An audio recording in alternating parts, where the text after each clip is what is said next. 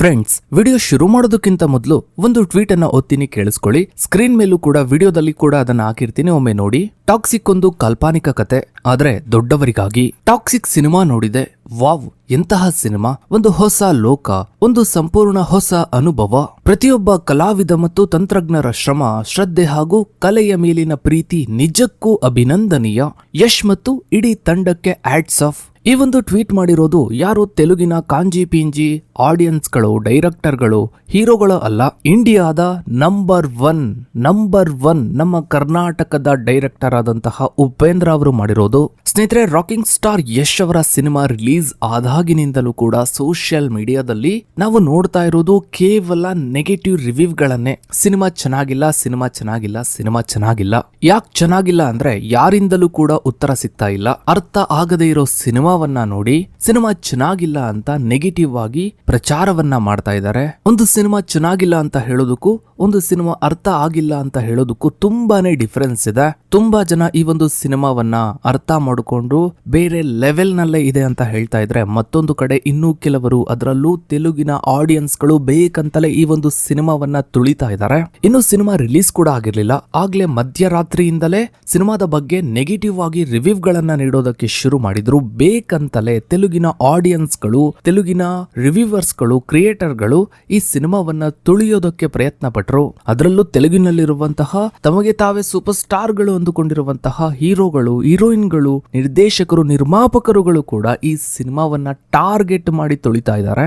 ಸ್ನೇಹಿತರೆ, ನಿಮ್ಗೆಲ್ಲ ಗೊತ್ತಿರೋ ಹಾಗೆ ತೆಲುಗಿನ ರವಿತೇಜ ಅನ್ನೋ ಒಬ್ಬ ಹೀರೋ ಈ ಹಿಂದೆ ರಾಕಿಂಗ್ ಸ್ಟಾರ್ ಯಶ್ ಅವರ ಬಗ್ಗೆ ಮಾತನಾಡಬೇಕಾದ್ರೆ KGF ಅನ್ನೋದು ಯಶ್ಗೆ ಸಿಕ್ಕಂತಹ ಒಂದು ಲಕ್ ಅಷ್ಟೇ, ಬೇರೆ ಏನು ಅಲ್ಲ, ಅದರ ಬಗ್ಗೆ ದೊಡ್ಡದಾಗಿ ಮಾತನಾಡೋದು ಬೇಡ ಅಂತ ಹೇಳಿದ್ದ.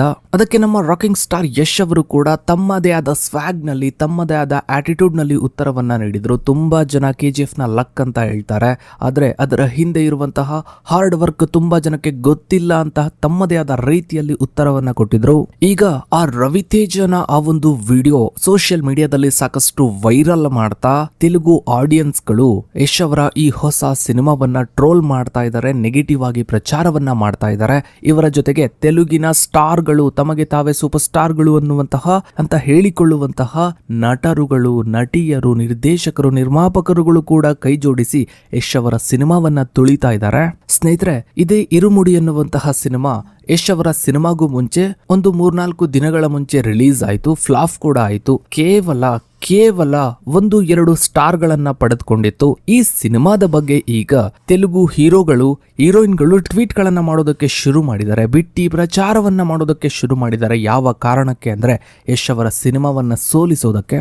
ಸ್ನೇಹಿತರೆ, ಇರುಮುಡಿ ಸಿನಿಮಾ ರಿಲೀಸ್ ಆಗಿ 3-4 ದಿನ ಆದ ನಂತರ ಯಶ್ ಅವರ ಸಿನಿಮಾ ರಿಲೀಸ್ ಆಯ್ತು. ಯಶ್ ಅವರ ಸಿನಿಮಾಗೆ ತೆಲುಗಿನಲ್ಲಿ ಬೇಕಂತಲೇ ನೆಗೆಟಿವ್ ರಿವ್ಯೂಗಳನ್ನ ಪ್ರಚಾರ ಮಾಡೋದಕ್ಕೆ ಶುರು ಮಾಡ್ತಿದ್ದ ಹಾಗೇನೆ ತೆಲುಗಿನ ರಾಮ್ ಚರಣ್, ತೆಲುಗಿನ ರಶ್ಮಿಕಾ ಮಂದಣ್ಣ, ತೆಲುಗಿನ ವಿಜಯ್ ದೇವರಕೊಂಡ ಸೇರಿದಂತೆ ಸಾಕಷ್ಟು ಜನ ನಿರ್ದೇಶಕರು, ನಿರ್ಮಾಪಕರುಗಳು ಇದೇ ಇರುಮುಡಿ ಸಿನಿಮಾದ ಬಗ್ಗೆ, ಸಿನಿಮಾ ರಿಲೀಸ್ ಆಗಿ 3-4 ದಿನ ಆಗೋಗಿದೆ, ಫ್ಲಾಪ್ ಆಗಿದೆ, ಅದರ ಬಗ್ಗೆ ಟ್ವೀಟ್ ಗಳನ್ನ ಮಾಡೋದಕ್ಕೆ ಶುರು ಮಾಡಿದ್ದಾರೆ. ಈ ರಾಮ್ ಚರಣ್ಗೆ ಯಶ್ ಅವರ ಮೇಲೆ ಅದೆಷ್ಟು ಹೊಟ್ಟೆ ಹುರಿ ಇತ್ತು ಅನ್ನೋದು ಅವನ ಹಳೆಯ ಇಂಟರ್ವ್ಯೂಗಳನ್ನ ನೋಡಿದ್ರೇನೆ ಗೊತ್ತಾಗ್ತಿತ್ತು. KGF ಸಿನಿಮಾ ರಿಲೀಸ್ ಆದ್ಮೇಲೆ ಯಶ್ ಅವರ ಬಗ್ಗೆ ಮಾತನಾಡದಾಗಿಲ್ಲ, ಆ ಸಿನಿಮಾವನ್ನ ನಾನ್ ಮಾಡಿದಿದ್ರೆ ಇನ್ನೂ ಚೆನ್ನಾಗಿರ್ತಿತ್ತು, ಆ ಸಾಂಗ್ಗಳು ಹಾಗಿದ್ವು ಹೀಗಿದ್ವು, ಅದನ್ನ ನಾನ್ ಮಾಡ್ಬೇಕಿತ್ತು, ಹಾಗೆ ಹೀಗೆ ಅಂತ ಬಿಟ್ಟಿ ಪ್ರಚಾರವನ್ನ ಪಡೆದುಕೊಂಡಿದ್ದ. ಇದಕ್ಕೆ ತಕ್ಕಂತೆ ಕನ್ನಡ ಇಂಡಸ್ಟ್ರಿಯ ಹಣೆ ಬರಕ್ಕೆ ತಕ್ಕಂತೆ ಪ್ರಶಾಂತ್ ನೀಲ್ ಅನ್ನು ಕೂಡ ತೆಲುಗು ಇಂಡಸ್ಟ್ರಿಗೆ ಹೇಳ್ಕೊಂಡ್ಬಿಟ್ರು. ಪ್ರಶಾಂತ್ ನೀಲ್ ತೆಲುಗು ಇಂಡಸ್ಟ್ರಿಗೆ ಹೋಗ್ತಿದ್ದ ಹಾಗೇನೆ KGF ಸೂಪರ್ ಹಿಟ್ ಆಗ್ತಿದ್ದ ಹಾಗೇನೆ ಇದೇ ರಾಮ್ ಚರಣ್ ಮತ್ತು ಇವರ ಅಪ್ಪ ಚಿರಂಜೀವಿ, ಅಪ್ಪ ಮಗ ಇಬ್ರು ಕೂಡ ಪ್ರಶಾಂತ್ ನೀಲ್ ಭೇಟಿ ಆಗ್ತಾರೆ. ನಮ್ಮಿಬ್ಬರ ಕಾಂಬಿನೇಷನ್ ನಲ್ಲಿ ಒಂದು ಸಿನಿಮಾ ಬರುತ್ತೆ ಅಂತ ಒಂದು ಸುಳಿವನ್ನ, ಒಂದು ಬಿಗ್ ಅಪ್ಡೇಟ್ ಅನ್ನು ಕೂಡ ನೀಡ್ತಾನೆ. ಇನ್ನು ಇವುಗಳಿಗೆ ಎಲ್ಲ ತಕ್ಕಂತೆ ಹೇಳಿ ಮಾಡಿಸಿರುವಂತೆಯೇ ಪ್ರಶಾಂತ್ ನೀಲ್ ಕೂಡ ಪ್ರಭಾಸ್, NTR, ನಂತರ ರಾಮ್ ಚರಣ್, ನಂತರ ಮಹೇಶ್ ಬಾಬು, ಅಲ್ಲು ಅರ್ಜುನ್, ಹೀಗೆ ತೆಲುಗಿನ ಡೈರೆಕ್ಟರ್ ಆಗಿ ಉಳಿಯೋದ್ರಲ್ಲಿ ಯಾವುದೇ ಅನುಮಾನವೂ ಕೂಡ ಇಲ್ಲ. ಇನ್ನು ವಿಜಯ್ ದೇವರಕೊಂಡ, ರಶ್ಮಿಕಾ ಜೋಡಿ, ಇವ್ರ ಬಗ್ಗೆ ಏನಂತ ಹೇಳೋದು?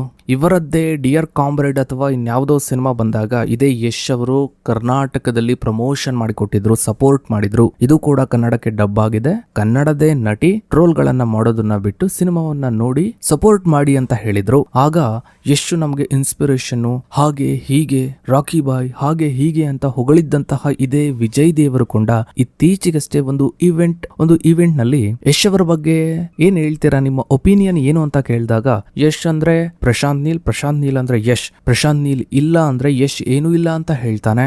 ಇವನ ಇಡೀ ಎಂಟೈರ್ ಸಿನಿಮಾ ಕೆರಿಯರ್ ನಲ್ಲಿ ಅರ್ಜುನ್ ರೆಡ್ಡಿ ಅನ್ನೋ ಒಂದೇ ಒಂದು ಸಿನಿಮಾ ಬಿಟ್ರೆ ಬೇರೆ ಯಾವ ಸಿನಿಮಾವೂ ಕೂಡ ಹಿಟ್ಟೇ ಆಗಿಲ್ಲ, ಆವ್ರೇಜ್ಗೂ ಕೂಡ ಬಂದಿಲ್ಲ, ಎಲ್ಲವೂ ಕೂಡ ಅಟ್ಟರ್ ಫ್ಲಾಪ್ ಆಗಿ ಹೋಗಿವೆ. ಇವನು ಬಂದು ಯಶ್ ಅವರ ಕೆರಿಯರ್ ಬಗ್ಗೆ ಮಾತನಾಡ್ತಾನೆ. ಇನ್ನು ತೆಲುಗು ಆಡಿಯನ್ಸ್ ಗಳ ವಿಚಾರಕ್ಕೆ ಬಂದ್ರೆ ಇವರಿಗೆ ಹುಚ್ಚೆ ಹಿಡಿದೋಗ್ಬಿಟ್ಟಿದೆ ಯಶ್ ಅವರ ಬೆಳವಣಿಗೆಯನ್ನ ನೋಡಿ. ಕೆಲವರಂತೂ ಯಶ್ ಅವರನ್ನ ಇನ್ಸ್ಪಿರೇಷನ್ ಆಗೂ ಕೂಡ ತಗೊಳ್ತಾ ಇದ್ದಾರೆ. ಯಾರಾದ್ರೂ ಆಗ್ಲಿ, ಯಾರು ಒಬ್ಬ ಕಷ್ಟದಿಂದ ಮೇಲ್ ಬಂದಿದ್ದಾನೆ ಅಂದ್ರೆ ಅವ್ನು ನಮಗೆ ಇನ್ಸ್ಪಿರೇಷನ್ ಅಂತ ಕೆಲವರು ಇನ್ಸ್ಪಿರೇಷನ್ ಆಗಿ ತಗೊಳ್ತಾ ಇದ್ದಾರೆ. ಆದ್ರೆ ತೆಲುಗಿನಲ್ಲಿ ಹೇಗೆ ಅಂದ್ರೆ ಫ್ಯಾನ್ಸ್ ವಾರ್ಗಳು, ಅಭಿಮಾನಿಗಳು ಜಾಸ್ತಿ ಇದ್ದಾರೆ. ಪ್ರಭಾಸ್, ಅಲ್ಲು ಅರ್ಜುನ್, ರಾಮ್ ಚರಣ್ ಹೀಗೆ ಅಭಿಮಾನಿಗಳ ಸಂಘಗಳು ಬಹಳ ಅಂದ್ರೆ ಬಹಳ ಇದಾವೆ. ಈಗಿರುವಾಗ ಅವರ ಹೀರೋಗಳನ್ನ ಹೊರತುಪಡಿಸಿ ಅವರ ಇಡೀ ಇಂಡಸ್ಟ್ರಿಯನ್ನೇ, ಕುಟುಂಬ ಸಿನಿಮಾ ರಂಗವನ್ನೇ ಹೊರತುಪಡಿಸಿ ಯಾರೋ ಒಬ್ಬ ಪಕ್ಕದ ಇಂಡಸ್ಟ್ರಿಯ ಯಶ್ ಅನ್ನೋ ಒಬ್ಬ ನಟ ಈ ಲೆವೆಲ್ಗೆ ಹೋಗ್ತಾ ಇದ್ದಾನೆ ಅಂದ್ರೆ ಅವ್ರು ಏಕ್ ತಾನೇ ತಡ್ಕೊಳ್ತಾರೆ. ಇಷ್ಟು ವರ್ಷ ಅವರವರೇ ಕಿತ್ತಾಡ್ಕೊಳ್ತಾ ಇದ್ರು. ಅಲ್ಲು ಅರ್ಜುನ್, ಪ್ರಭಾಸ್, ಮಹೇಶ್ ಬಾಬು, NTR, ರಾಮ್ ಚರಣ್ ಹೀಗೆ ಹಾಗೆ ಅಂತ ಅವರವರೇ ಕಿತ್ತಾಡ್ಕೊಳ್ತಾ ಇದ್ರು. ಇವರೆಲ್ಲರನ್ನ ಮೀರಿ ಒಬ್ಬ ಬಂದ ನೋಡಿ, ಅದನ್ನ ನೋಡಿ ಅವರಿಗೆ ತಡ್ಕೊಳಕ್ಕೆ ಆಗ್ತಾ ಇಲ್ಲ. ತೆಲುಗು ಆಡಿಯನ್ಸ್ ಗಳ ಪ್ರಕಾರ ಬಾಹುಬಲಿಯೇ ಮೊದಲ ಪ್ಯಾನ್ ಇಂಡಿಯಾ ಸಿನಿಮಾ, ಅದನ್ನ ನೋಡಿ KGF ಕಾಪಿ ಮಾಡಿದ್ದು ಅಂತ ಹೇಳ್ತಾರೆ. ಬಾಹುಬಲಿ ಸಿನಿಮಾದ ಬಗ್ಗೆ ನಮ್ಗೇನು ಅಸೂಹೆ ಇಲ್ಲ. ಬಾಹುಬಲಿ ನಿಜವಾಗ್ಲೂ ಕೂಡ ಒಂದು ಮಾಸ್ಟರ್ ಪೀಸ್ ಅಂತಾನೆ ಹೇಳ್ಬೋದು. ಯಾವ ಮಟ್ಟಿಗೆ ಮಾಸ್ಟರ್ ಪೀಸ್ ಅಂದ್ರೆ ರಾಜಮೌಳಿಯೇ ಮತ್ತೊಂದು ಹಿಸ್ಟಾರಿಕಲ್ ಸಿನಿಮಾ ಮಾಡಿದ್ರು ಕೂಡ ಬಾಹುಬಲಿಯನ್ನ ಮ್ಯಾಚ್ ಕೂಡ ಮಾಡೋದಕ್ಕಾಗಲ್ಲ. ಆ ಲೆವೆಲ್ ನ ಮಾಸ್ಟರ್ ಪೀಸ್ ಅದು. ಹಿಸ್ಟಾರಿಕಲ್ ಸಿನಿಮಾಗಳಿಗೆ ಅದು ಒಂದು ರೀತಿಯ ಲೆಜೆಂಡರಿ ಸಿನಿಮಾ, ಒಂದು ರೀತಿಯ ಡಿಕ್ಷನರಿ ಅಥವಾ ಒಂದು ಲೈಬ್ರರಿನೇ ಅಂತ ಹೇಳ್ಬೋದು. ಆ ರೀತಿಯ ಸಿನಿಮಾ ಅದು. ಹಾಗಂತ ಅದನ್ನ KGF ಕಂಪೇರ್ ಮಾಡೋದಲ್ಲಿ KGF ಇಲ್ಲಿ ಬಾಹುಬಲಿಯಲ್ಲಿ ಕಂಪ್ಯಾರಿಸನ್ ಮಾಡಬಹುದು ಅಂತ, ನೆಗೆಟಿವ್ ಪೋರ್ಟ್ರೇ ಮಾಡಬಹುದು, ನೆಗೆಟಿವ್ ಅನ್ನ ಸ್ಪ್ರೆಡ್ ಮಾಡಬೇಕು ಅಂತ ಏನ್ ಬೇಕಾದ್ರೂ ಮಾಡ್ತೀವಿ ಅಂದ್ರೆ ಒಪ್ಕೊಳ್ಳೋರು ಯಾರು? ಮಲಯಾಳಂನಲ್ಲಿ ಒಳ್ಳೆಯ ಒಪಿನಿಯನ್ ಸಿಗ್ತಾ ಇದೆ, ತಮಿಳಿನಲ್ಲೂ ಕೂಡ ಒಳ್ಳೆಯ ಒಪಿನಿಯನ್ ಸಿಗ್ತಾ ಇದೆ. ತಮಿಳಿನಲ್ಲಿ ಯಾಕೆ ಒಳ್ಳೆಯ ಒಪಿನಿಯನ್ ಬರ್ತಾ ಇದೆ, ಒಳ್ಳೆ ರಿವ್ಯೂ ಬರ್ತಾ ಇದೆ ಅಂದ್ರೆ ತಮಿಳಿನಲ್ಲಿ ಕುಟುಂಬ ಸಿನಿಮಾ ರಂಗ ಅನ್ನೋದಿಲ್ಲ. ಅಲ್ಲಿ ಯಾರು ಬೇಕಾದ್ರೂ ಹೀರೋ ಆಗ್ಬೋದು, ಯಾರು ಬೇಕಾದ್ರೂ ಹೀರೋಯಿನ್ ಆಗ್ಬೋದು, ಯಾರು ಬೇಕಾದ್ರೂ ಸಿನಿಮಾ ಇಂಡಸ್ಟ್ರಿ ಬಂದು ಟಾಪ್ ಅಲ್ಲಿ ನಿಂತ್ಕೊಳ್ಬಹುದು. ಹಿಂದಿಯಲ್ಲೂ ಕೂಡ ಒಳ್ಳೆಯ ರಿವ್ಯೂ ಬರ್ತಾ ಇದೆ ನಿನ್ನೆಯಿಂದ. ಕರ್ನಾಟಕದಲ್ಲಿ ಮಾತ್ರ ಮಿಕ್ಸ್ಡ್ ಒಪಿನಿಯನ್ ಬರ್ತಾ ಇದೆ. ಜನ ತುಂಬಾ ಕನ್ಫ್ಯೂಸ್ ಆಗಿ ಹೋಗಿದ್ದಾರೆ. ಇನ್ನು ತೆಲುಗಿನಲ್ಲಿ ಮಾತ್ರವೇ ಬೇಕು ಅಂತಲೇ ಟಾರ್ಗೆಟ್ ಮಾಡಿ ತುಳಿತಾ ಇದ್ದಾರೆ. ಯಾಕಂದ್ರೆ ಅಲ್ಲಿರೋದು ಕುಟುಂಬ ಸಿನಿಮಾ ರಂಗ. ಅಪ್ಪ, ಮಗ, ಅವ್ರ ಮಗ, ಮೊಮ್ಮಗ ಇವರೇ ಸಿನಿಮಾ ರಂಗದಲ್ಲಿ ಇರಬೇಕು, ಇವರೇ ಹೀರೋಗಳಾಗ್ಬೇಕು, ಇವರೇ ಹೀರೋಯಿನ್ಗಳಾಗ್ಬೇಕು, ಇವರೇ ಸಿನಿಮಾಗಳನ್ನ ನಿರ್ದೇಶನ ಮಾಡಬೇಕು, ಅವರೇ ನಿರ್ಮಾಣ ಮಾಡಬೇಕು, ಅಲ್ಲಿ ಬಂದಿದ್ದು ಅವರೇ ತಿನ್ಬೇಕು. ಎಲ್ಲ ಬರೀ ಒಂದು ಕುಟುಂಬಗಳಿಗೆ ಮಾತ್ರ ಸೀಮಿತವಾಗಿರುವಂತಹ ಸಿನಿಮಾ ರಂಗ ಅಂದ್ರೆ ಅದು ತೆಲುಗು ಸಿನಿಮಾ ರಂಗ. ಅವರನ್ನ ಹೊರತುಪಡಿಸಿ ಬೇರೆ ಯಾರಾದ್ರೂ ಎಂಟ್ರಿ ಕೊಟ್ರೆ ಅವ್ರು ಮಾಡೋದೇ ಮೊದಲನೇದು ನೆಗೆಟಿವ್ ಆಗಿ ಪಬ್ಲಿಸಿಟಿ ಮಾಡೋದಕ್ಕೆ ಶುರು ಮಾಡ್ತಾರೆ. ಕೆಲವೊಂದು ಸಿನಿಮಾಗಳು ಹಾಗೇನೆ ಸ್ಟಾರ್ಟಿಂಗ್ ಅಲ್ಲಿ ಸ್ವಲ್ಪ ಟೈಮ್ ತಗೊಳುತ್ತೆ, ನಂತರ ಪಿಕಪ್ ತಗೊಂಡ್ಮೇಲೆ ಅವನ್ನ ಹಿಡಿಯೋದಕ್ಕೂ ಕೂಡ ಸಾಧ್ಯ ಆಗೋದಿಲ್ಲ. ಈ ಹಿಂದೆ ದರ್ಶನ್ ಅವರ ಕರಿಯ ಸಿನಿಮಾದಲ್ಲೂ ಕೂಡ ವಿಚಾರದಲ್ಲೂ ಕೂಡ ಇದೇ ಆಗಿದೆ. ಸಿನಿಮಾ ರಿಲೀಸ್ ಆಗಿ ಸಿನಿಮಾ ಚೆನ್ನಾಗಿಲ್ಲ, ಹೀರೋಯಿನ್ ಮಾತೇ ಆಡಲ್ಲ, ಸಿನಿಮಾ ಬೋರಿಂಗ್ ಆಗಿದೆ, ಹಾಗೆ ಹೀಗೆ ಅಂತ ಥಿಯೇಟರ್ ಗಳಿಂದಲೇ ಸಿನಿಮಾವನ್ನ ತೆಗೆದಿದ್ರು. ನಂತರ ಅದನ್ನ ಮತ್ತೆ ರಿಲೀಸ್ ಮಾಡಿದ್ಮೇಲೆ 700 ಬರೋಬ್ಬರಿ 700 ದಿನಗಳ ಕಾಲ ಸಿನಿಮಾ ಥಿಯೇಟರ್ ನಿಂದ ತೆಗೆಯೋದಕ್ಕಾಗಿರ್ಲಿಲ್ಲ. ಆ ಲೆವೆಲ್ಗೆ ಹಿಟ್ ಆಗಿತ್ತು. ಇನ್ನು ಈಗ ಉಪೇಂದ್ರ ಅವರು ಕೂಡ ಯಶ್ ಅವರ ಹೊಸ ಸಿನಿಮಾದ ಬಗ್ಗೆ ತಮ್ಮ ಒಪಿನಿಯನ್ ಅನ್ನ ತಿಳಿಸಿದ್ದಾರೆ. ಇದೇ ರೀತಿ ಕನ್ನಡದ ಬೇರೆ ನಿರ್ದೇಶಕರು, ನಿರ್ಮಾಪಕರುಗಳು, ಹೀರೋಗಳು ಕೂಡ ಈ ಒಂದು ಸಿನಿಮಾಗೆ ಸಪೋರ್ಟ್ ಮಾಡಲೇಬೇಕು.